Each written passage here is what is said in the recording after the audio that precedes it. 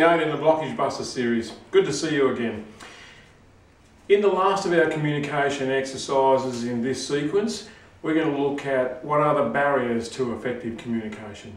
Really what that means is, what are the barriers that are obvious, like if there's too much noise or you're distracted by something going on in the background, and for most of them there's a pretty easy fix.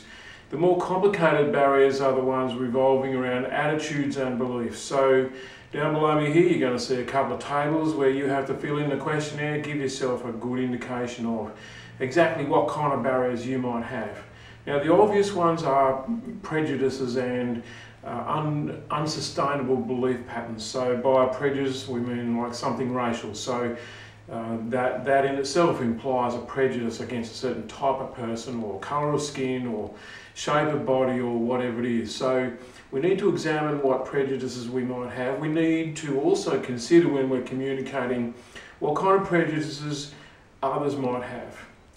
Unfortunately for many of us, what we tend to do is think that most people are prejudiced towards judging us negatively and having a critical viewpoint of us, when perhaps they're much more open than you would assume. So worth having a look at all of that and looking at what are the biases that you bring to communication. In fact, what are the biases that you bring to relationships?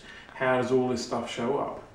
You'll see way down in the lesson that there's a reference to a study where they're talking about communication problems in the workplace not being really the actual communication, but the underlying problem in the relationships in the workplace, where people didn't like each other or refusing to cooperate with each other, and that was showing up as communication difficulties.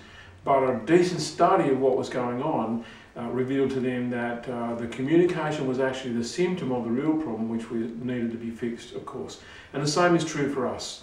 So, time for you to be a little bit introspective as you work your way through this lesson, and I'll see you next week.